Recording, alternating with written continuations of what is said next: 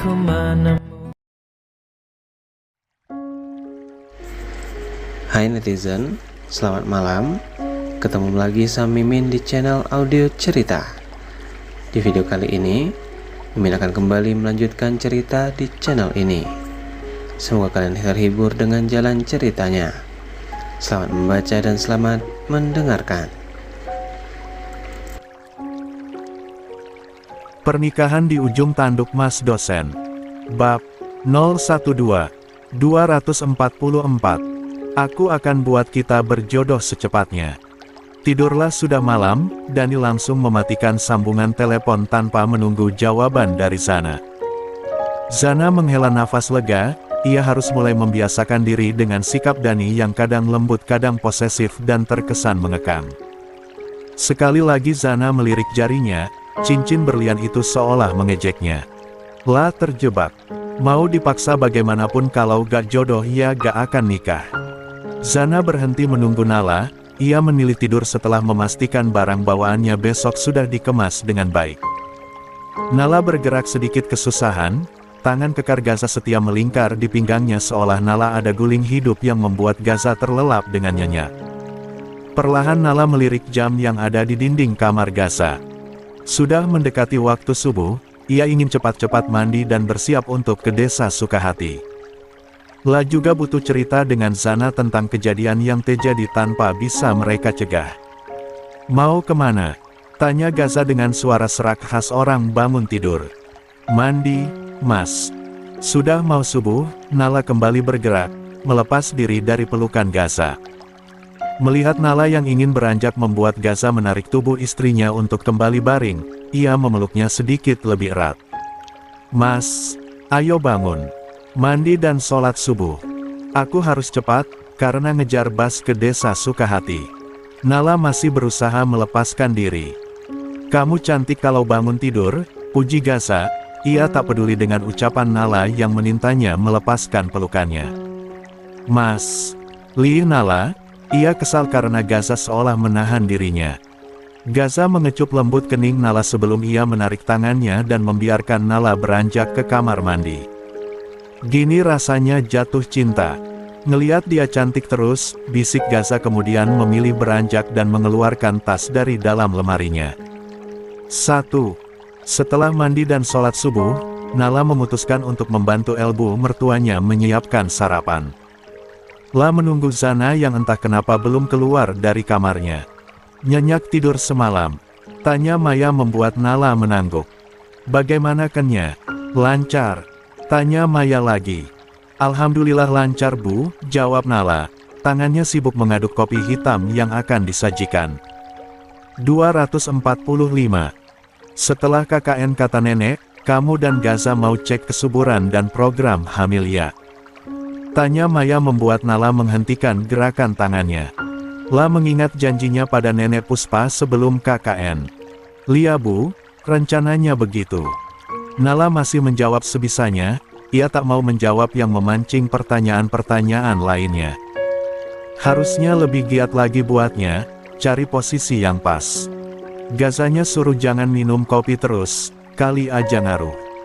Kamu juga, kalau bisa kurang-kurangi begadang dan jajan makanan sembarangan. Maya terus berbicara sembari tangannya mengaduk nasi goreng. Sementara Nala, mengangguk pelan, tapi tak mendengar dengan baik. Tak ada tips yang bermanfaat saat ini. Semuanya akan sia-sia, ia sedikit kasihan karena Elbu mertuanya sudah berusaha sangat keras menasehatinya dan Gaza. Sayang, bisik Gaza dari arah belakang, tangannya melingkar di pinggang Nala dan mengecup singkat pipi Nala. Jangan terlalu didengar, bisiknya sebari melirik ke arah Elbunya yang masih berbicara perihal kehamilan. Nala hanya mengangguk dan menuangkan kopi untuk Gaza. Duduk Mas, mau nasi goreng atau roti? Tanya Nala pelan. Nasi goreng. Jawab Gaza cepat. Ambilinlah, sekalian hidangkan di meja. Ibu mau antar sarapan untuk nenek dulu. Maya berlalu meninggalkan Nala dan Gaza yang saling melirik. Maafin Elbu yang sudah merusak suasana pagi kamu, ucap Gaza lembut. Sudah biasa, jawab Nala kemudian meletakkan sepiring nasi goreng di depan Gaza. Gaza tersenyum, ia menarik tangan Nala dan mengecupnya lembut. Setelah ini ayo kita berbicara mengenai anak. Ucap Gaza pelan, ia sangat hati-hati, takut Nala tersinggung. Atur aja mas, jawab Nala tapi tidak membalas senyuman Gaza. Ia menarik kursi dan duduk tepat di samping Gaza. Sementara Gaza, ia hanya tersenyum, Nala tak secerewet dulu. Mungkin butuh waktu untuk Nala kembali seperti dulu dan menjadi dirinya sendiri. Suara langkah dari tangga terdengar, Nala bisa menebak itu langkah Zana. "Lah, tas kamu mana?" tanya Zana sembari melempar tasnya ke sofa di ruang keluarga. "Masih di kamar, kamu makan dulu abis itu kita pamit," ucap Nala terdengar terburu-buru. Zana mengangguk, ia duduk dan menikmati sarapannya. Sama seperti Nala, sedikit terburu-buru. Gaza yang melihat itu tahu, dua orang perempuan di sampingnya ini sudah bersiap untuk kabur tanpa tahu mereka tidak bisa berlari sedikit pun dari mereka. Setengah jam meja makan diisi dengan denting sendok, terakhir ditutup oleh Iskandar yang meletakkan sendoknya di sudut piring. La meneguk air putih dengan pelan. Semua gerakannya teratur, setelah meletakkan gelas dan 246. Membersihkan mulutnya, ia menatap ke arah Zana dan Nala secara bergantian. "Jam berapa kalian berangkat?" tanya Iskandar. "Setelah ini Pah," jawab Zana cepat. "Dani belum datang. Kalian gak tunggu Dani?" tanya Iskandar sambil melirik ke arah Zana. "Kak Dani, kenapa harus ditunggu?" Zana bingung dengan pertanyaan ayahnya. Iskandar menatap ke arah Gaza yang baru turun dari tangga, di tangannya ada dua ransel, satunya milik Nala dan satu lagi miliknya. "Loh mas." Nala terkejut, ia mendekat ke arah Gaza. "Ransel aku yang ini," ucap Nala sembari menarik ransel dari tangan kanan Gaza. "Lia, mas tahu. Ini ranselnya mas. Mas mau masukkan ke mobil," ucap Gaza membuat Nala dan Zana saling melirik penuh tanya bercampur curiga. "Kak Gaza mau kemana?" tanya Zana pelan. "Antar kalian ke desa Sukahati." "Papa gak setuju kalian naik bus cuman berdua saja," jawab Gaza sembari tersenyum lembut dan penuh kepuasan. Gaza tersenyum kemudian menghilang dari hadapan Nala dan Zana. "Mampus. Drama apa lagi ini?" lirik Zana, ia terlihat frustasi. Sementara Nala, ia memilih kembali ke meja makan, ia membantu Elbu mertuanya membersihkan sisa makanan, pikirannya kacau. La tak menyangka Gaza akan ikut ke desa Sukahati. "Selamat pagi Om." Suara Dani menggema di ruang tamu membuat Nala menoleh ke arah Zana yang membeku di depan ujung tangga. Tatapan Zana tak lepas dari Dani yang muncul menggunakan jaket hitamnya. "Kirain kamu gak jadi nganter sana, Dan." Suara Iskandar membuyarkan lamunan Zana. "Ngantar aku?" tanya Zana kebingungan. Dani merendekat, ia mengusap pucuk kepala Zana. "Lia, udah janji jagain kamu, jadi harus memastikan kamu sampai dengan selamat di desa Sukahati." Takutnya kabur sarkas Dani, suaranya lembut tapi sedikit menusuk. Zana melirik ke arah Nala. Gadis itu sedikit tersenyum dengan beberapa piring kotor di tangannya. Tatapan mata keduanya seolah berbicara, penderitaan mereka ternyata belum berakhir. Mau kabur kemanapun, dua pria yang kini sibuk mengemasi barang bawaannya itu akan mengikuti, persis seperti bayangan. 247. Bab 60. Mentertawakan nasib. Zana dan Nala berpamitan pada Nenek Puspa dan kedua orang tuanya. Semua nasihat mereka iakan. Kali ini tak banyak petuah, mengingat ada dua orang pria yang ikut mengantar. Walaupun hanya sebentar sudah bisa dipastikan keamanannya sehingga Iskandar dan Maya tidak terlalu khawatir. "La, kita duduk di belakang." Zana menarik tangan Nala untuk duduk di kursi belakang.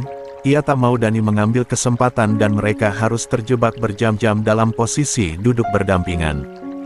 "Kamu gak temani Mas di depan?" tanya Gaza saat melihat Nala membuka pintu belakang mobil. Nala menggeleng. "Mas sama Pak Dani saja, aku mau duduk di belakang, mau tidur," ucap Nala memberi alasan.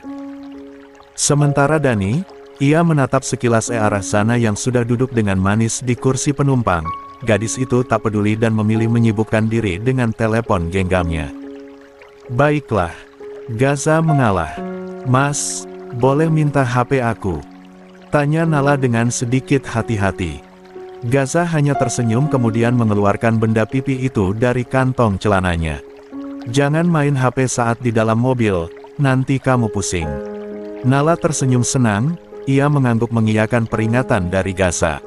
Setidaknya dia dan Zana bisa saling berbalas pesan. Karena dapat dipastikan mereka tidak akan punya waktu untuk bercerita. 3. Aku yang nyetir dulu, nanti kalau sudah pertengahan, kita gantian, ucap Gaza pada Dani yang tadi berniat mengambil alih kemudi. Baiklah, tapi kamu gak mau ditemani istrimu duduk di depan? Tanya Dani seolah menawar sesuatu. Lihat Sikon, adik aku sepertinya belum bisa menerima sepenuhnya. Jangan dipaksa, ucap Gaza meyakinkan Dani. Baiklah. Dani mengalah dan memilih membuka pintu penumpang bagian depan. Lah sempat melirik sekilas ke arah sana, gadis itu sama sekali enggan menatapnya. Mobil berjalan pelan, meninggalkan pekarangan rumah dan membelah keramaian. Tak ada obrolan.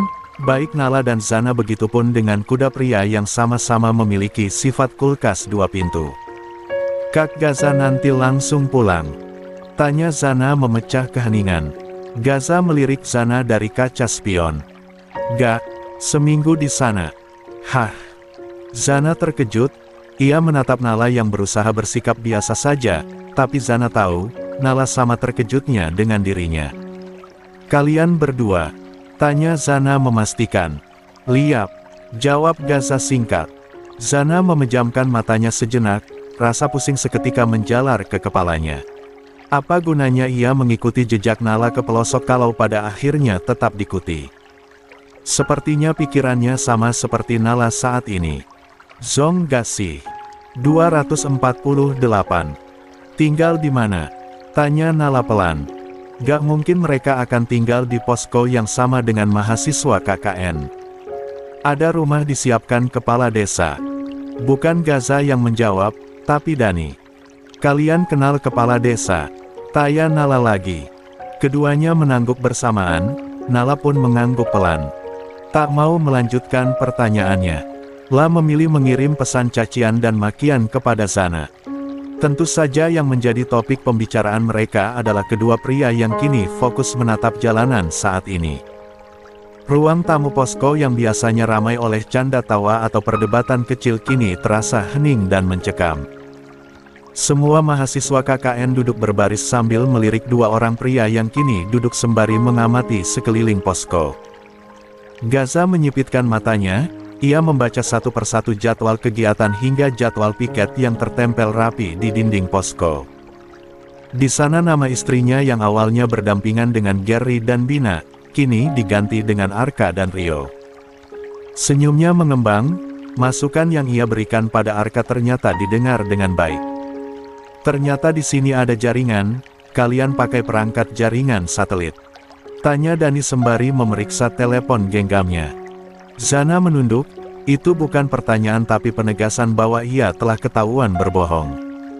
Oh ya, Gaza ikut memeriksa telepon genggamnya.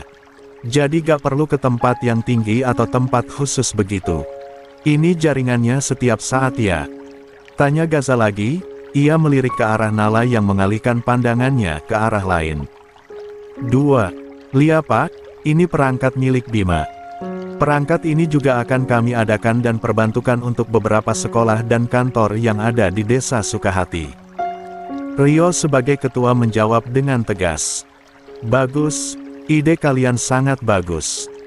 Hal itu cukup membantu bagi mereka yang kesulitan berkomunikasi dengan dunia luar, ucap Gaza pelan tapi tatapan matanya tertuju ke arah Nala yang diam di samping putri. Oh iya, kalian santai saja. Kami datang bukan sebagai perwakilan kampus, tapi sebagai keluarga dari Nala dan Zana. Dani tersenyum ramah. Setelah mendengar ucapan itu beberapa mahasiswa bernafas lega. Dimas yang biasanya cerewet sampai memasang wajah tegang saat melihat kedatangan Gaza dan Dani tadi. Zana mendengus kesal, ingin rasanya ia mengusir Dani saat ini. Baguslah, kebetulan Zana kemarin-kemarin ada yang teror. Mungkin kalau ada Pak Gaza sebagai kakaknya, yang gangguin Zana bisa berhenti, ucap Dimas sembari tersenyum tipis. 1. Sepersekian detik, Dimas menyesali perbuatannya, tatapan tajam Dani membuatnya menunduk. Tunangan saya diteror. Kamu gak cerita, sayang. Ucap Dani membuat Zana menunduk. 1. 249. Rasanya ia ingin menghilang bersama Dimas saat ini. Bagaimana bisa ada pria seember itu? Zana melirik Dimas dengan tajam, sementara pria itu seolah tahu kesalahannya dan meminta maaf dengan isyarat tangannya. Aman kok. Jawaban Zana singkat. Tak banyak yang berbicara, semua mengamati dengan tenang. Meski kedua pria ini datang dengan niat baik. Menemui istri dan tunangannya, begitu katanya. Mereka juga datang dengan membawa banyak makanan dan keperluan selama KKN. Tapi di balik itu semua ada ketegangan yang tercepat. Semua orang bisa menilai, dari Zana yang menatap jengah dan Nala yang terus menghindar tatapan Gaza. Kalian abis berbuat salah. Tebak Putri sembari berbisik ke arah Nala. Nala hanya bisa menghela nafas lelah. La mengangguk pelan membuat Putri mengelus pundaknya. Berarti mereka perhatian sama kalian, bisik Putri lagi. Ia berusaha menyemangati. Keberadaan kami di sini jangan membuat kalian merasa diawasi. Saya profesional, tenang saja. Gaza menegaskan kembali maksud kedatangannya. Ia tak mau mengganggu kegiatan KKN mahasiswa lainnya. Tapi ucapan Gaza terjemah ia melirik Nala yang kini menatapnya dengan enggan. Boleh gak selama saya di sini, istri saya tinggal di rumah singgah bersama saya? Tanya Gaza. Lebih tepatnya ia tidak meminta izin tapi memberitahu. Nala menggeleng pelan. Tapi kembali mendukung saat tangan Zana merangkulnya. Oh boleh, kami paham Bapak pasti kangen dengan istri Bapak. Gak usah sungkan, setelah kegiatan KKN, Nala bisa pulang ke rumah singgah, kalau perlu kami antar sampai depan pintu. Dimas kembali menimpal, seolah tatapan peringatan dari Arka tak membuatnya takut. Gak perlu, saya bisa menjemput Nala di sini. Gaza menjawab dengan senyuman sinis di wajahnya. Tatapannya tak lepas dari Gary dan Bima yang dari tadi diam menyadarkan kepalanya ada dinding tapi selalu mencuri pandang ke arah Nala. Sekali lagi Dani menatap sekeliling, ia ingin membawa Zana ke rumah singgah. Tapi itu tidak mungkin karena status mereka belum suami istri. Kalian sering berkumpul di ruang tamu ini? Tanya Dani pelan. Lia Pak, setiap malam kami selalu berkumpul di sini. Banyak kegiatan kami saat di posko kami habiskan di ruang tamu, Rio kembali menjawab. Oke, tolong pastikan tunangan saya aman. Dani berdiri sambil melirik ke arah sana yang dari tadi tak mau berinteraksi dengannya. Hari sudah sore, kami pamit. Nanti malam saya akan menjemput Nala di sini. Pastikan jam 9 malam kegiatan kalian sudah selesai. Apapun itu, ucap Gaza pelan. Setelah menurunkan barang bawaan dari mobil, Gaza dan Dani bertolak ke rumah kepala desa. Saat mobil menghilang dari pandangan, saat itu juga Nala dan Zana bernafas lega, keduanya duduk di kursi teras sembari. 250. Menyadarkan tubuh. Gila. Seminggu rasa setahun. Nala berucap pelan, ia merasa kelelahan entah karena apa. Salah kita juga lah, cuman aku gak expect saja hukumannya seumur hidup. Ucap Zana dengan suara bergetar. Kita ketahuan bohong, lirih Nala sembari tertawa pelan. Lebih tepatnya menertawakan nasibnya, entah apa lagi yang akan Gaza lakukan padanya. Aku kita mereka pria tua yang gampang dikibuli, lanjut Zana ikut tertawa. Nyatanya kita yang selalu kena imbasnya, kayak bumerang gak sih? Apa ini namanya istri kualat sama suami, aku baru melawan beberapa bulan saja sudah sial gini. Nala menatap kosong ke arah depan. Aku masih mending, aku gak harus serumah dengan Dani. Aku cuman minta kamu sabar dikit ya, kali aja ini jalan untuk hubungan kalian.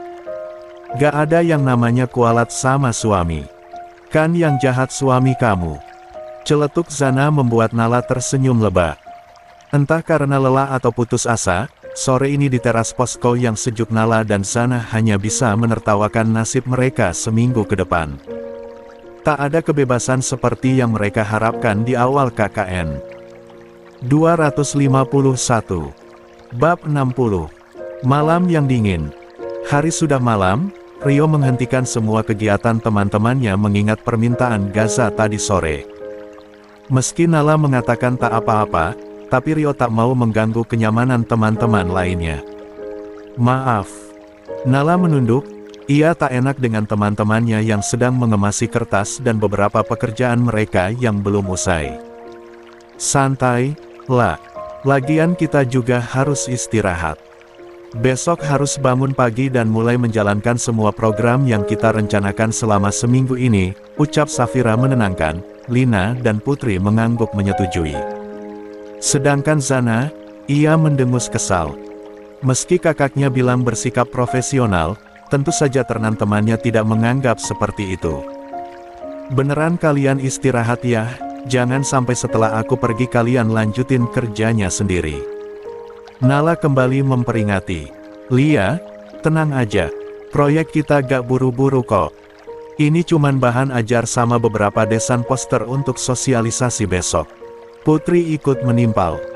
Nala tak bisa bernafas lega, meski teman-teman perempuannya menanggapi dengan santai, berbeda dengan teman-temannya yang lain. Nala merasakan perbedaan, Bima dan Gary tak lagi ramah padanya, tak menyapa dan menerimanya, meski Nala sudah berusaha mengajak berbicara. Lah, kamu mau dijemput sama Pak Gaza, siapin dulu barang-barang kamu. Seminggu kan.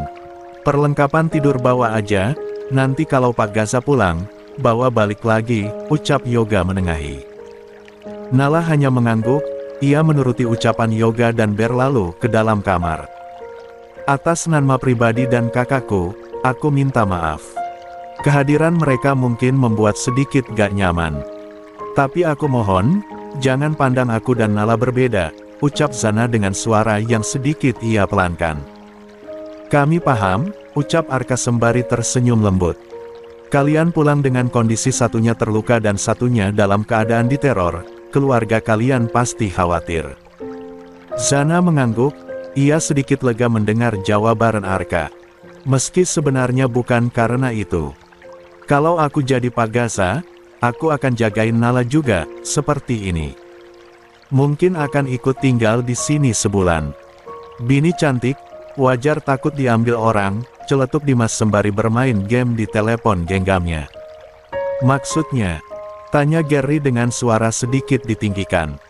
Dimas melirik sekilas kemudian kembali bermain game. Ada yang salah sama ucapanku, mungkin suatu hari nanti, entah kapan. Kalau aku ada di posisi seorang suami, aku pasti akan posesif sama istri aku sendiri. Suami cemburu dan khawatir itu wajah bro. Dimas menjawab dengan santai. Gary, panggil Arka pelan tapi terdengar penuh peringatan. Duduk. Gary menuruti, ia melirik ke arah Bima yang dari tadi sibuk di depan laptopnya. Bagi sesama pria, Gary bisa merasakan perasaan kacau yang Bima rasakan, sama seperti dirinya. 252. Rio memijat pelipisnya, ia benar-benar pusing menghadapi Gary dan Bima hari ini. Entah apa yang membuat dua orang yang berbagi kamar itu selalu terlibat perdebatan. Jika sudah seperti itu, Rio bahkan tak bisa menangani, hanya Arka yang bisa mengimbangi. Aku nyerah dengan kalian berdua. Rio menunjuk Gary dan Bima. Hari ini kalian semakin menjadi-jadi. Kalian bahkan tidak menghargai aku sebagai ketua. Apa karena status sosial aku lebih rendah dari kalian? Hanya Arka yang kalian dengar, kenapa? Tanya Rio terdengar putus asa. Suasana semakin tegang, Zana yang paham akan masalah yang terjadi hanya menyandarkan tubuhnya di dinding. Lah tahu kenapa hanya Arka yang mereka turuti, karena Arka yang memegang rahasia mereka. Rio, kami gak bermaksud membuat kamu jadi kecil hati. Masalah hari ini itu tak ada sangkut pautnya dengan KKN. Bima berbicara pelan, ia meletakkan laptopnya secara perlahan. Arka melirik, ia memperingati agar Bima tetap diam. Rio sepertinya sedang kewalahan menghadapi banyak hal hari ini. Ditambah kedatangan Gaza dan Dani membuatnya beban pikiran bertambah. Ia hanya takut ada kesalahan yang bisa langsung dipantau oleh Gaza. Tapi tindakan kalian mempengaruhi kinerja kita sebagai kelompok KKN. Kita masih lama di sini, jika tolong jangan libatkan urusan pribadi dalam hal KKN kita. Aku pusing, Bim. Jadi untuk kalian berdua, biar Arka yang tangani.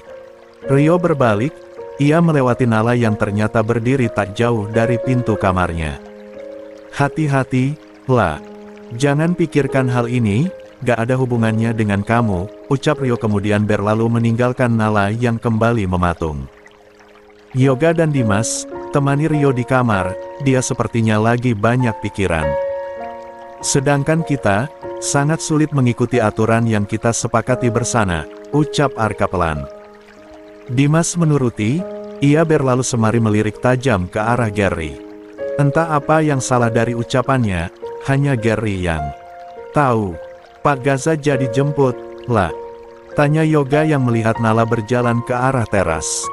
Mungkin, jawab Nala pelan. Kalau gak datang, panggil aku di kamar. Biar nanti aku antar ke sana, ucap Yoga sembari tersenyum lembut.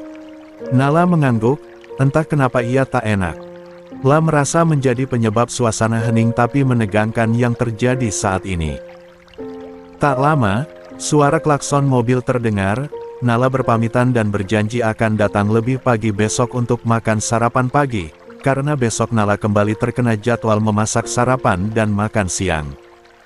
Nala membuka pintu mobil, hal pertama yang ia lihat adalah senyuman menenangkan dari Gaza. Kenapa? Ada masalah? Tanya Gaza. La menyadari raut wajah Nala berubah, seperti menahan sesuatu. Banyak salah satunya, Mas Gaza. Jawab Nala jujur. Kamu gak suka aku di sini? Tanya Gaza semari menjalankan mobilnya dengan pelan. Jalan bebatuan dan sempit membuatnya sedikit berhati-hati. 253. Nala tak menjawab, seharusnya Gaza tahu. Kehadirannya akan membuat suasana yang tadinya baik-baik saja menjadi sangat canggung. Di sini gak ada toko atau apa yang menjual selimut? Tanya Gaza pelan. Nala mengerutkan keningnya. Keleta di kampung, Mas. Nala memperingati. Aku gak bawa selimut, aku pikir akan disediakan sama kepala desa. Ternyata gak ada, aku cuman takut kamu kedinginan. Udara di sini lumayan sejuk, Mas aja gak berani mandi sore, ucap Gaza sembari menutup kalimatnya dengan sedikit candaan. Tapi Nala hanya diam, dan mengalihkan tatapannya keluar jendela. Mobil Gaza memasuki pekarangan rumah yang cukup luas. Nala berusaha mengamati sekitar yang terlihat gelap dan minim cahaya. Rumah ini memang sederhana, tapi Nala tahu, ini bukan ditempati warga biasa sebelumnya, sangat terawat dan tertata dengan rapi. Mas yakin ini rumah singgah? Tanya Nala setelah berdiri di teras rumah cukup luas, meski tanpa dinding, tapi terlihat nyaman. Kata kepala desa begitu. Aku minta disediakan tempat yang layak saja. Gaza mengeluarkan kunci dari saku celananya. Pak Dani? Tanya Nala. Gaza melirik sejenak. Di rumah temannya, dia punya teman di sini. Mas gak nanya namanya siapa dan tinggal di mana. Karena Mas gak mencari tahu sampai ke sana, jawab Gaza membuat Nala mengangguk. Gaza membuka pintu rumah yang terbuat dari kayu jati tersebut. Ruang tamunya penuh ukiran khas desa Sukahati. Nala tebak, pemilik rumah ini sangat mencintai seni dan menghargai adat istiadat desa Sukahati. Aroma terapi, ucap Gaza saat Nala mengendus aroma ruang tamu tersebut. Aku minta kepala desa menyiapkannya, lanjut Gaza membuat Nala sedikit melongo. Kamu bisa meminta itu, kenapa gak minta selimut? Nala kemudian berlalu meninggalkan Gaza yang tersenyum di belakangnya. Kamar kita di sana, yang itu milik Dani. Barang-barangnya di dalam. Gaza memperingati saat Nala ingin membuka salah satu pintu kamar yang ada di sana. Nala menuruti, Ia berlalu menuju kamar yang tadi Gaza tunjuk, sedikit jauh dari kamar milik Dani. Saat Nala membuka pintu, di sana sudah ada kasur dengan sprei putih dan kelambu putih bersih yang menjuntai indah. Sangat romantis, tapi membuat Nala menghela nafas lelah. Kamar ini akan sangat nyaman jika dia sendiri di dalamnya, tanpa Gaza dan tatapan penuh minat milik pria itu. "Kamu bawa selimut," ucap Gaza sembari mengeluarkan barang bawaan Nala. Selimut kecil. Bahkan gak cukup untuk badan kurus aku," jawab Nala cepat. "Ini cukup untuk kita berdua malam ini," ucap Gaza sembari tersenyum senang. Nala hanya bisa diam, apalagi yang mau ia bantah. Gaza sudah memutuskan akan menggunakan selimut itu berdua. 254. Lagi pula, Nala tak mungkin membiarkan Gaza dan dirinya kedinginan malam ini. 255. Bab 62. Sedikit lebih lembut. Gaza mendekap Nala sedikit lebih erat, hari semakin malam tapi dirinya sama sekali tidak bisa memejamkan matanya. Lah terkena jebakannya sendiri, ia pikir dengan menyembunyikan selimut akan ada malam romantis. Berpelukan atau saling berbagi kehangatan mungkin. Semua ternyata tak seperti yang Gaza bayangkan. Nala terlelap sangat cepat setelah istrinya itu memakai jaket dan kaos kaki. Sementara dirinya, meski tubuh Nala terasa hangat, tapi tak bisa menghangatkan seluruh tubuhnya. Beberapa kali ia bersin, mungkin hidungnya sedikit sensitif dengan udara dingin. Sesekali Gaza melirik ke arah lemari, tempat di mana selimut tebal ia sembunyikan. Tapi jika ia lakukan, maka ia akan ketahuan berbohong dengan Nala. Harga dirinya akan tercoreng sedikit. Bertahan, gak lama pagi. Gaza berusaha mencari kehangatan, ia memeluk Nala dan menyembunyikan seluruh tubuhnya di bawah selimut tipis milik Nala. Benar yang istrinya katakan, selimut ini gak cukup bahkan untuk diri Nala sendiri. "Mas, kenapa?" tanya Nala dengan suara serak. Lah berbalik dan menghadap ke arah suaminya. Di bawah lampu kamar yang sedikit termaram, Nala bisa melihat bibir Gaza yang sedikit bergetar. "Dingin," ucap Gaza pelan. Nala diam, tubuh mereka sudah berbalut selimut, tapi dengan baju kaos tipis dan celana kain tipis tentu saja tidak bisa menahan dingin di tubuh Gaza. "Mau pakai jaket aku?" tawar Nala sedikit prihatin. Jelas saja Nala khawatir, pria yang selama ini hidup dengan semua fasilitas. Tanpa kepanasan dan kedinginan kini harus merasakan hawa sesejuk ini. Pasti Gaza tidak terbiasa. "Gak akan muat di badan aku, sayang." Gaza menyentuh pipi Nala. "Hangat," lirik Gaza sembari tersenyum memperlihatkan deretan gigi. Nala hanya bisa menghela nafas pelan, tangannya bergerak menyentuh kedua pipi Gaza berharap pria itu bisa terlelap dan berhenti bergerak. Sungguh pergerakan Gaza sedikit mengganggu tidur nyenyak Nala. Gaza terus menatap wajah Nala, mata istrinya itu perlahan-lahan terpejam. Mungkin terlalu mengantuk karena terbangun tengah malam akibat ulahnya. Tangan Nala nyaris terlepas tapi Gaza menahannya agar terus menyentuh pipinya. "Kenapa bisa tangan kamu sehangat ini? Sementara tanganku rasanya membeku." Gaza berucap lirih, ia tahu Nala kembali terlelap dan tak mendengarkannya. Sentuhan tangan Nala ternyata mampu menenangkan Gaza, perlahan-lahan rasa kantuk menariknya ke alam mimpi. Mengabaikan bagian tubuh lainnya yang cukup dingin. Mungkin matahari besok pagi akan terasa sangat istimewa bagi Gaza, sama seperti perhatian Nala padanya malam ini, sangat istimewa dan berarti. 256.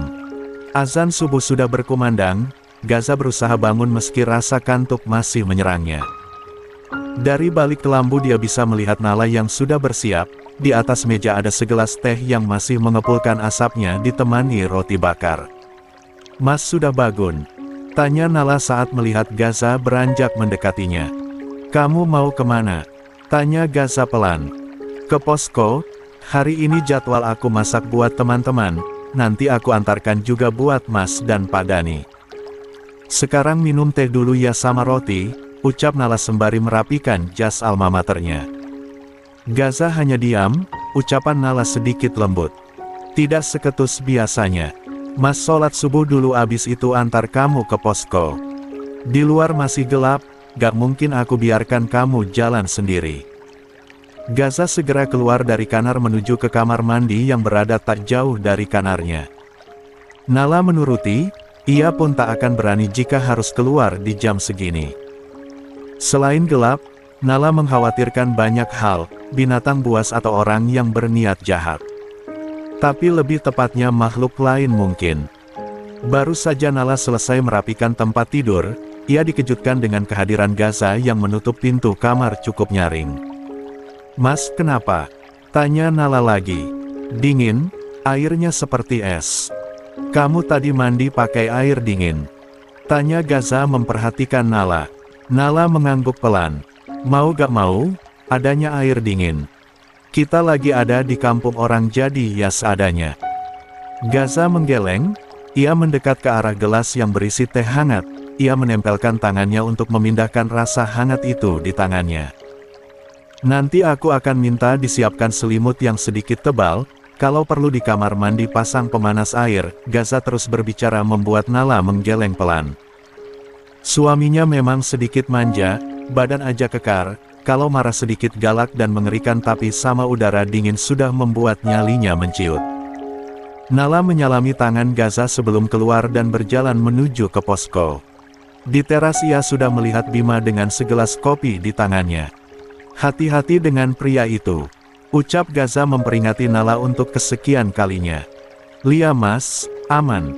Nala hanya bisa menjawab, menuruti apa yang suaminya ucapkan, bukan karena patuh, tapi tak mau Gaza membuat ulah dan teman-temannya menjadi tidak nyaman. Nala menaiki tangga menuju teras posko, ia disambut dengan Bima yang tersenyum lebar ke arahnya. "Pagi, lah," sapa Bima. "Pagi juga Bim, tumben bangun pagi banget?" tanya Nala basa-basi. "Aku selalu bangun pagi, kamu aja yang gak nyadar," jawab Bima. 257.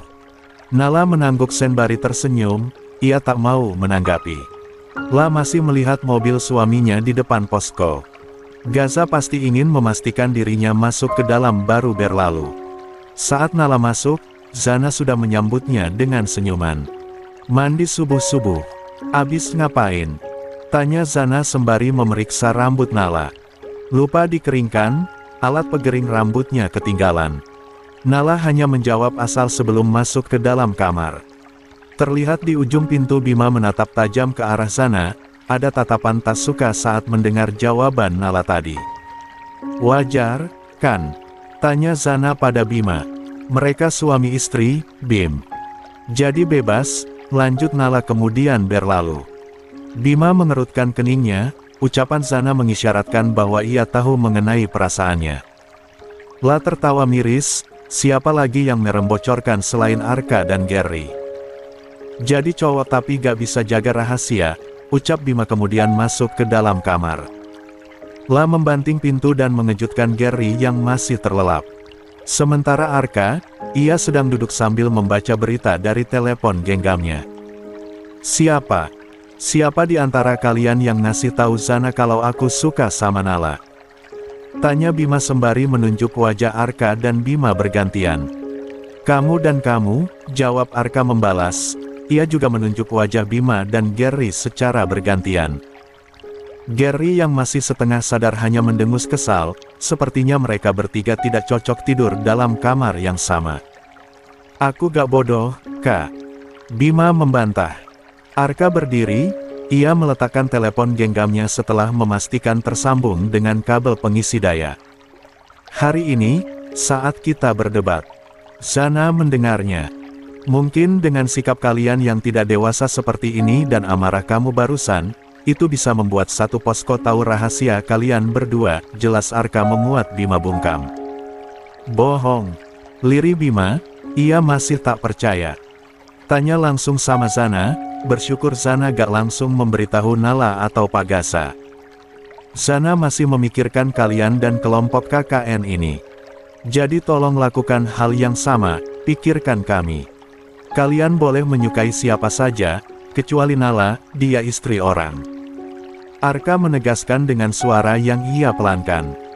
Setelah mengucapkan itu, Arka keluar meninggalkan Bima yang terduduk lemas dan Gary yang diam sembari memeluk gulingnya. "Apa yang kamu sukai dari Nala?" tanya Bima pelan. "Senuanya," jawab Gary langsung. 258. Spesifik, Ger. Tegas Bima. "Dia dewasa dan sangat tenang. Dia juga cantik dan aku menyukai matanya, terlihat sangat tangguh," jawab Gary dengan senyuman di bibirnya. Bima mengangguk pelan, sedikit dari yang Gary ucapkan ia bayarkan dan jujur Bima juga menyukai mata Nala. Dia terlihat tegas, tapi butuh perlindungan. Dia punya magnet yang bisa membuat semua orang ingin menjaganya, lanjut Bima. Begitulah pesona istri orang, Arka yang berdiri di depan pintu membuat keduanya terkejut. "Apa yang kalian ucapkan ada di semua perempuan, hanya saja kalian tidak melihatnya dengan baik," lanjut Arka. "Satu, sok tahu," bantah Bima. "Lihat Putri, Lina dan Safira. Mereka punya sesuatu yang memikat sama seperti Zana yang ceria dan Nala yang dewasa. Tapi tidak semua perempuan memperlihatkan itu kepada orang lain. Coba kenal dengan perempuan-perempuan yang lain, kalian akan tahu rahasianya." Arka kemudian berlalu setelah mengambil telepon genggamnya dan meninggal Bima dan Gary yang mulai memikirkan setiap ucapan Arka. 259. Bab 63. Bayangan hitam. Sore ini halaman posko terlihat sangat sibuk. Nala dan anggota kelompok lainnya sedang membuat papan penunjuk jalan dan pemetaan wilayah yang menjadi salah satu program kerja mereka. Ada yang sibuk membuat papan dan ada yang sibuk mengecat agar terlihat seragam. Tapi ada yang berbeda, papan penunjuk jalan yang biasanya dicat dengan satu warna dan diberi nama jalan seperti pada umumnya, tapi kali ini Nala dan teman-temannya ingin memberikan sedikit perbedaan. Ada sentuhan seni dan lukisan dari tangan Nala dan ide dari teman-teman yang lain. Kelompok pria sibuk dengan potongan-potongan papan dan membentuknya menjadi penunjuk arah. Hanya Bima yang sibuk dengan laptopnya, ia menentukan di mana titik pemasangan setiap papan berdasarkan titik lokasinya pada GPS. Sedangkan Zana berubah menjadi tim dokumentasi, sesekali tertawa melihat perdebatan Putri dan Lina yang tak sejalan saat mengecat paparan dengan warna dasar. Sedangkan Safira, ia hanya bisa tersenyum sabar merapikan sisa kerajaan Putri dan Lina. Nala terlihat duduk di atas potongan papan, tangannya dengan lihai melukis nama jalan dan beberapa ornamen-ornamen lainnya. Rambutnya dikat asal agar tidak mengganggu fokusnya, tangannya penuh dengan noda cat dengan berbagai warna. Sesekali senyumnya mengebang, matanya berbinar saat melihat hasil karyanya. "La, sangat puas. Cantik banget, La," puji Safira membuat Nala tersipu malu. Suara kamera memotret mengalihkan fokus Nala. Ia melihat Zana dengan kamera milik Arka di tangannya. "Awas ya kalau hasilnya jelek," ancam Nala. "Kamu cantik, La. Mukamu yang ada noda catnya aja cantik banget di sini." Zana memuji membuat Nala berdengus kesal. Zana memang pandai mengalihkan perhatian. Terdengar suara Rio yang berteriak pelan saat potongan kayu terakhir berhasil membentuk tanda panah. Ia tersenyum puas menatap teman-temannya yang lain. "Kita istirahat dulu hari ini, besok lagi dilanjut. Kalian bersih-bersih terus bersiap untuk sholat maghrib dan kamu Safira, abis ini kita lanjutin laporan dan beberapa proposal yang belum selesai. Kalian naik dulu, mau lanjutin menyelesaikan ini," ucap Putri sembari menunjuk beberapa papan yang belum ia dan Lina cat. "Besok lagi," ucap Arka mengulang ucapan Rio tadi. "Dikit lagi Pak Dokter." Lina ikut menjawab, sedikit berteriak tetapi tatapannya tetap fokus pada kuas di tangannya. "Biarin dah biarin, nanti diculik demit baru rasa," celetuk Dimas membuat Lina menatapnya. "Demitnya gak mau datang, takut sama kamu," balas Lina mengundang tawa teman-teman lainnya. "Sudah, ingat setengah jam lagi naik. Kamu juga lah, kerjaan kamu lebih banyak, stop aja, besok lagi dilanjut." Rio 260. Akhirnya angkat bicara. Nala tak merespon, ia terlalu fokus sehingga tidak mendengarkan perdebatan terenan temannya. "Nala, Dengar gak? Tanya Rio sedikit mengeraskan suaranya. Hah? Apaan? Tanya Nala bingung. Besok lagi dilanjut. Arka mewakili Rio yang terlihat enggan mengulang ucapannya. Oh maaf, gak dengar. Nala tersenyum lebar membuat Gary dan Bima ikut tersenyum. Selesaikan ini dulu, salah-salah kalau ditinggal. Mumpung moodnya lagi bagus. Arka dan Rio hanya mengangguk. Zana yang melihat Nala kembali melukis kini ikut duduk di samping Nala. Lah belum berniat naik. Kamar mandi pasti penuh dengan antrian, wajar saja kamar mandi satu-satunya, kalau pagi yang pria lebih sering mandi ramai-ramai. Tapi jika sore, mereka memilih mengantri, karena tidak diburu waktu. Aneh, sekarang gak ada lagi yang teror aku. Ucap Zana setelah beberapa menit. Bagus doang, kok jadi aneh sih? Tanya Nala tapi masih fokus dengan lukisannya. Zana enggan menanggapi, ia juga merasa aneh. Seharian ini Dani tidak mengusiknya. Bahkan Zana tak tahu apa yang sedang pria itu lakukan.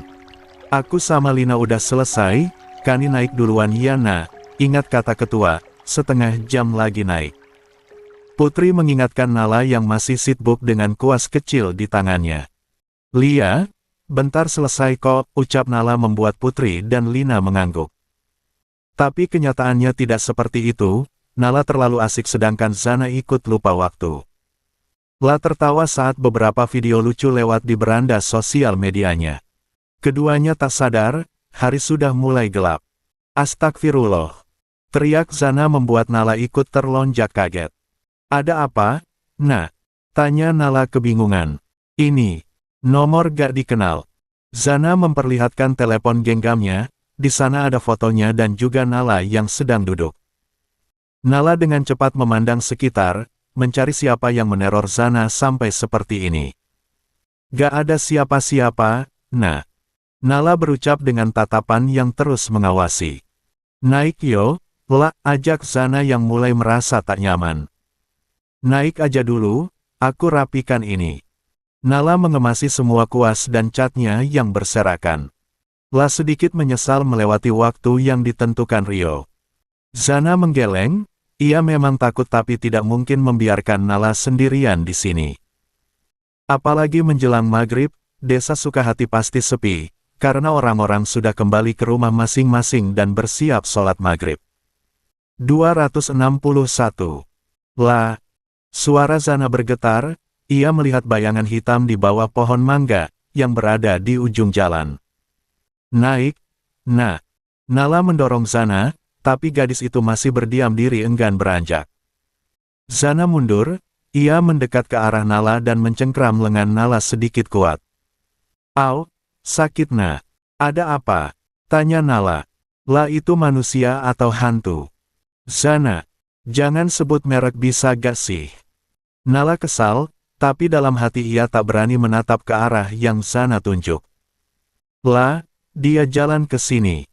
Zana mulai panik. Jangan dilihat. Kamu naik aja kalau nakut-nakutin. Nala mulai kesal. La juga merasa kuas dan chat-chat yang ia bereskan gak selesai-selesai. Zana menuruti, ia mengalihkan pandangannya ke arah lain.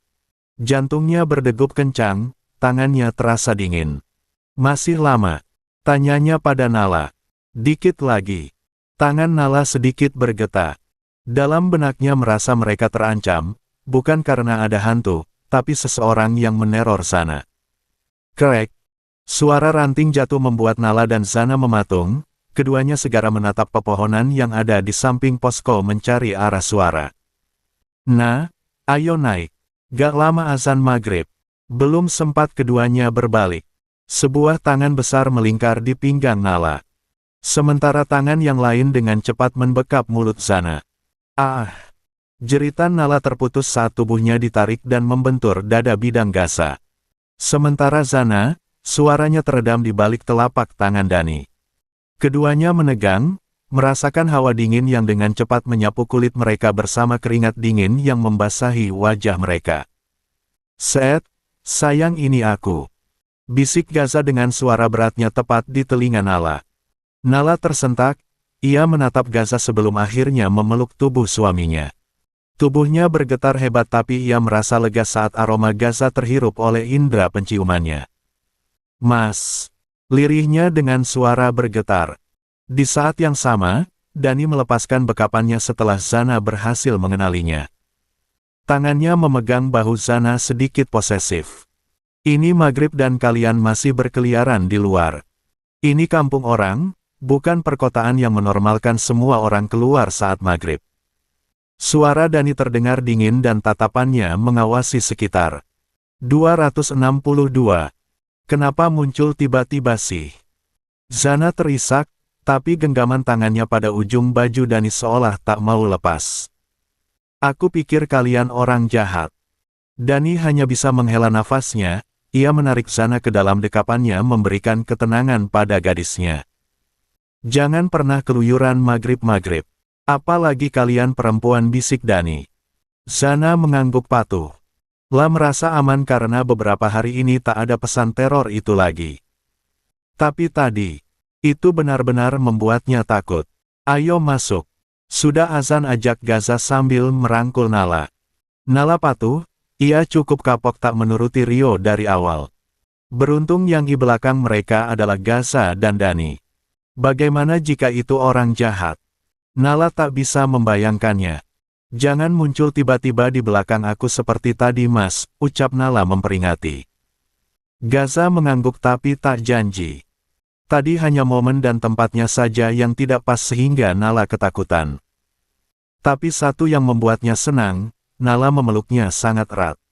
Zana berjalan di samping Dani, tangannya masih menggenggam ujung baju pria itu sampai tangan Dani menarik tangan Zana ke dalam genggamannya. "Tangan kamu dingin. Malam ini temani aku tidur mau?" bisik Dani membuat Zana menatapnya tajam. "Bercanda," lanjut Dani dengan cepat sebelum Zana memarahinya dan menjauh. Sementara di teras posko, Bima tersenyum kecut menyaksikan bagaimana wanita yang ia sukai memeluk pria lain. Tapi ia tahu, pria lain itu lebih berhak daripada dirinya. "Dua perempuan yang keras kepala," gumamnya sebelum masuk ke dalam posko. Lah tak mau berpapasan dengan sepasang suami istri itu. 263. Bab 64. Gaza demam. Hari semakin malam, Zana dan Nala sibuk menyiapkan makan malam. Sebenarnya hari ini bukan jadwal Zana. Tapi keberadaan Dani membuatnya mau tak mau ikut membantu Nala menyiapkan makan malam, untuk teman-teman Kenya dan juga dua orang tamu tak diundang, Gaza dan Dani.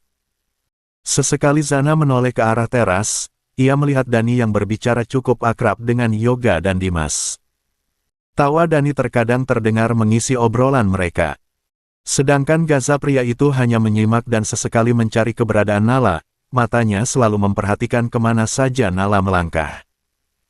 Makan malam sudah dihidangkan, di dapur Nala dan teman-teman perempuan menikmati hidangan sementara di ruang tamu para lelaki ditambah dua pria tua juga menikmati makan malam dengan lahap. Suasana pasti menegangkan, Gaza bukan tipe pria yang mau diajak bercanda apalagi saat makan, tidak seperti Dani yang berusaha mencairkan suasana. "Jadi Pak Dani sudah berapa lama sama Zana, kok kami gak pernah tahu ya?" tanya Dimas sembari mengunyah makanannya. "Sudah lama. Resminya baru hari libur kemarin, saat Zana pulang." Dani tak menutupi apapun, ia ingin semua orang tahu dia dan Zana memiliki hubungan serius. "Wah, bakalan nyusul Nala yang nikah muda kayaknya." Rio ikut nimbrung walaupun wajahnya jelas terlihat kelelahan. "Maunya begitu," jawab Dani sembari meletakkan piringnya yang sudah kosong. "Makan malam yang enak." Arka tersenyum lebar. Semua menu dan apa yang harus dimasak diatur olehnya. Setidaknya mereka bisa makan bergizi selama KKN ini. Jelas, kalau Nala yang masak pasti enak. "Coba kalau Lina, kadang asin kadang gosong," Dimas nyerocos sambil melirik ke arah dapur, takut jika perempuan yang ia maksud mendengar ucapannya. Tawa kembali terdengar, membuat Zana mengintip dari balik pintu. "Keluar, Nah. Tunangan kamu di depan bukannya ditemani malah sembunyi di dapur," ucap Safira membuat Zana kembali duduk dan merapikan sisa makan malam. "Nala," panggil Zana. "Sudah, aku yang beresin, kamu balik cepat-cepat sama Kak Gaza, sekalian bawa pulang juga Kak Dani. Zana mengambil alih piring kotor yang hendak Nala cuci. Nala memelas, ia juga tak mau cepat-cepat pulang. Bahkan tak mau menatap Gaza karena takut pria itu mengajaknya pulang. Lia, tinggalin aja. Aku sendirian gak apa, nanti dibantu sama yang lain. Putri yang menjadi teman piket Nala hari ini menyetujui saran dari Zana. Lia, aku yang akan bantu Putri. Kamu gak harus mengganti di lain hari. Zana sangat bersemangat. Aku gak enak, jawab Nala mencari alasan, ia masih ingin di posko, mengingat kejadian tadi sungguh memalukan. Dia memeluk Gaza, Nala benar-benar tak sadar. 264. Betul saja, baru saja Nala ingin melakukan kerjaan yang lain, Gaza masuk dengan piring kotor di tangannya. Masih banyak, sini Mas bantuin. Mas mau pulang dan tidur, ucap Gaza sembari meletakkan piringnya pada tumpukan piring kotor yang sedang Nala cuci. Mas duduk aja, bentar lagi kok. Nala menolak bantuan. Nuansa dapur seketika hening, hanya Zana yang berani mendekat dan menatap wajah kakaknya dengan sesama. Wah parah, celetuk Zana. Kakak sakit, tanyanya sambil menyentuh kening Gaza. Gak, bantah Gaza. Dingin aja, jawab Gaza asal. Nala yang mendengar celotehan Zana segera memperhatikan Gaza, ia mencuci tangannya yang tadi penuh dengan sabun. Mas kalau sakit istirahat aja dulu. Atau aku mintain obat sama Arkaya, ucap Nala perhatian. Gak mungkin Nala mengabaikan suaminya di sini, teman-temannya banyak yang melihat. Ada obat di rumah, nanti diminum. Selesaikan pekerjaanmu dengan cepat dan kita pulang, ucap Gaza sembari mendekat ke arah Nala. Di sini dingin, bisiknya dengan senyuman tipis di ujung bibirnya. Sudah. Nala bawa kakakku pulang, dia pingsan di sini malah bikin repot, ucap Zana membuat Nala menoleh ke arah Putri. Gak apa-apa, nanti Zana yang bantu aku, ucap Putri seolah tahu kenapa Nala menatapnya. Lia, kamu gak usah gak enak. Ini gak gratis, suamimu yang menjamin uang jajanku bulan depan, ucap Zana sembari mendorong tubuh Nala. Mau tak mau Nala menuruti, ia mengambil barang-barangnya dan berpamitan untuk pulang. Zana yang melihat Dani beranjak mau tak mau ikut mengantar. Hati-hati, ucap Zana enggan.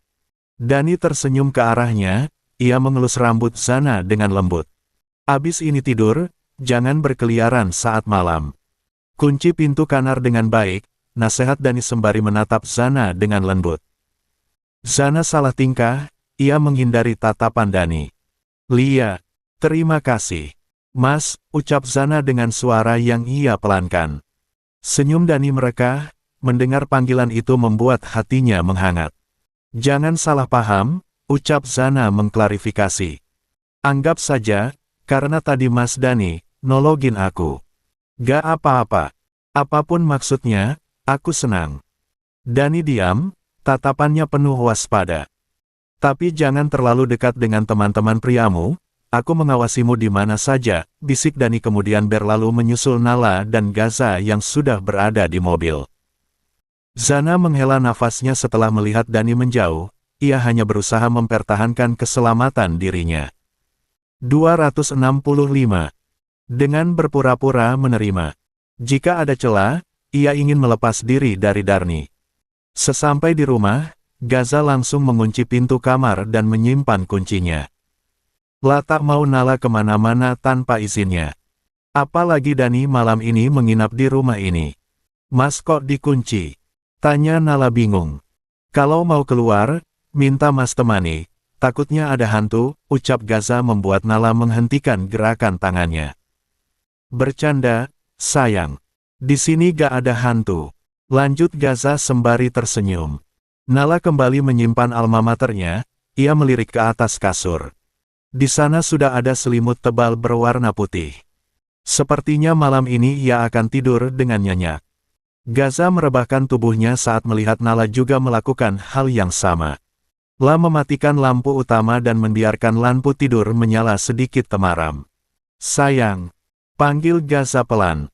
Nala menoleh, ia melihat Gaza yang menatapnya intens. "Kenapa?" tanya Nala sedikit gugup. "Boleh peluk?" tanya Gaza penuh harapan. Nala mengerutkan keningnya. "Biasanya juga Mas main peluk-peluk, tumben izin?" tanya Nala bingung. Gaza tersenyum, ia mendekat dan memeluk tubuh mungil Nala. La memejamkan matanya saat berhasil menghirup aroma khas istrinya. Nala hanya bisa menahan nafasnya, bukan pertama kali. Tapi ia belum terbiasa, terlalu gugup dan seperti bukan Gaza pada umumnya. Nala berusaha bersikap biasa saja, tapi hembusan nafas Gaza pada pipinya terasa berbeda dan sedikit hangat. Nala menyentuh pipi Gaza. "Mas dan Mam," lirih Nala sembari menyentuh tubuh Gaza yang lainnya. "Badan kamu hangat, Mas." Gaza hanya tersenyum, ia menarik Nala dan memeluk tubuh istrinya dingin. Lirih Gaza manja. "Jaket sama kaos kaki kamu lepas aja." "Kok lepas?" Nala bingung. "Soalnya kulit kamu hangat." "Ini dingin banget, sayang." Suara Gaza sedikit bergetar. Nala menggeleng. "Gak nyambung, mana obat demamnya?" "Mas, minum obat baru tidur," ucap Nala beranjak dari baringnya. "Gak ada," jawaban Gaza sembari menarik selimut membungkus tubuhnya. Sepertinya tubuhnya tidak terbiasa dengan udara dingin. 266. Nala berusaha bersabar, ia menarik nafas lelah. Gaza berbohong soal obat. Nala melepas kaos kaki berwarna biru laut dengan karakter awan-awan lucu. Tangannya membuka selimut dan menarik kaki Gaza. "Kamu ngapain?" tanya Gaza bingung. "Masangin kaos kaki di kaki kamu, Mas." "Biar gak dingin," ucap Nala. Kaos kaki imutnya terpasang di telapak kaki Gaza yang besar, terlihat aneh dan sedikit lucu. Nala berusaha menahan tawanya. Pria gagah ini terlihat sedikit tak berdaya malam ini. "Lucu?" tanya Gaza. Nala menggeleng dengan cepat, ia kembali menarik selimut dan penutup tubuh Gaza. "Aku minta antar Pak Dani ke posko ya, mau minta obat sama Arka," ucap Nala yang hendak beranjak. Tapi belum sempat ia berdiri, tangan Gaza lebih cepat menariknya dan mengurungnya dalam dekapan pria itu. "Aku gak suka obat, aku suka kamu. Jadi peluk aku aja, aku kedinginan," lirih Gaza sembari mengeratkan pelukannya pada Nala. "Tapi kamu demam, bagaimana bisa gak ada obat, Mas? Atau aku tanya Pak Dani dulu?" Gaza kembali menahan Nala yang hendak bangun. "Gak ada, Dani gak bawa obat. Aku cuman minta peluk, sayang." Nala diam, ia melihat wajah Gaza yang sedikit pucat. Tubuhnya memang tidak terlalu demam tapi Nala tahu, Gaza sedang kedinginan, bibirnya sedikit bergetar. "Atau aku kompres aja Mas, pakai air hangat ya." Nala masih berusaha membujuk. "Aku cuman mau kamu, sayang. Peluk, aku mau merasakan hangat tubuh kamu saja," ucap Gaza dengan suara parau. Nala elba, ia bangun dan melepas jaketnya, rasa dingin dengan cepat menyentuh lengannya yang tanpa penutup apapun. "Peluk aja, kan?" tanya Nala ragu. "Kanu mau apa?" tanya Gaza sembari tersenyum. "Mas, Lia sayang, hanya peluk saja. Aku janji." Lanjut Gaza membuat Nala akhirnya merebahkan diri di samping suaminya. Itu. Baru saja Nala merebahkan diri, Gaza dengan cepat menarik tubuhnya ke dalam dekapannya. Pelukan yang sedikit posesif dan mengikis semua jarak di antara mereka. "Kami harum," bisik Gaza sembari menyembunyikan wajahnya di ceruk leher Nala. Tubuhnya yang gemetar perlahan tenang. Nala hanya diam, tangannya perlahan mengelus rambut Gaza. Tubuhnya yang tadi dingin kini berbagai rasa hangat dari tubuh Gaza. 267. "Terima kasih, sayang," bisik Gaza kemudian memejamkan matanya. Malam ini, Gaza maju selangkah. Besok malam mungkin akan terasa lebih hangat lagi, akan Gaza usahakan. 268. Bab 65. Notifikasi. Nala kembali menyentuh kening Gaza. Masih demam bahkan lebih parah dari semalam. Bahkan tadi saat sholat subuh, suaminya itu memaksa bangun dan kembali terlelap setelah melaksanakan sholat. Sebenarnya Nala juga masih mengantuk, tapi ia harus bangun. Selain untuk menyiapkan sarapan untuk Gaza, dia juga harus meminta izin untuk tidak ikut giat KKN hari ini, tapi laporan akhir Nala yang mengerjakannya dibantu Rio demi mengganti ketidakhadirannya. Nala merapikan pakaiannya setelah meletakkan bubur buatannya di meja kecil di dalam kamar. La melihat Gaza masih terlelap jadi enggan untuk membangunkan pria itu. Tapi ternyata, pergerakan kecil Nala saat merapikan selimut yang menutupi tubuh Gaza berhasil membangunkan pria itu. Mau kemana? Suara Gaza serak, tatapannya menyipit saat memastikan penampilan Nala. Ke posko, mau izin jagain Mas sampai siang. Sekalian ambil obat, jawab Nala pelan. Kok kesana langsung? Hubungi langsung aja. Kalau obat gak usah, aku ada obat. Nala terkejut mendengar pengakuan Gaza, semalam katanya tak ada dan pagi ini berbeda. Katanya gak ada, protes Nala. Gaza tersenyum lembut, ia menarik tangan Nala agar mendekat ke arahnya. Ada, cuman aku masih bisa tahan sakitnya, kalau sudah gak tahan, baru minum obat. Nala menghela nafas pelan. Aku tetap harus ke posko, mau izin. Nala berusaha menarik tangannya dari genggaman Gaza. Gaza kembali menahan. Lewat HP bisa. Di sini juga ada jaringan satelit juga, cuman aksesnya gak bebas seperti di posko. Gaza mengulurkan tangannya meminta Nala mengeluarkan telepon genggamnya. Mas kenapa gak bilang di sini ada jaringan satelit juga? Tanya Nala pelan tapi tatapannya penuh tanya. Gaza berusaha bangun, ia bersandar di pada bantal yang Nala tinggikan. Biar kamu fokus ke suami kamu aja, gak ke HP terus, ucap Gaza sembari mengembalikan telepon genggam Nala yang sudah disambungkan pada jaringan satelit. Baru saja Nala menerima telepon genggamnya, beberapa notifikasi masuk di HP-nya dan juga Gaza secara bersamaan. Nala sempat menoleh, tapi kembali fokus pada telepon genggamnya. La ingin mengabari Zana dan juga Rio. Zana harus tahu, kakaknya di sini hanya bikin susah dirinya saja. Sudah? Tanya Gaza dengan suara lernah, tangannya terulur menyentuh pipi Nala. Sudah. Jawab Nala, tapi ia kembali fokus pada telepon genggamnya. Memangnya mau ngapain lagi, menjaga Gaza sakit tentu saja membosankan. 260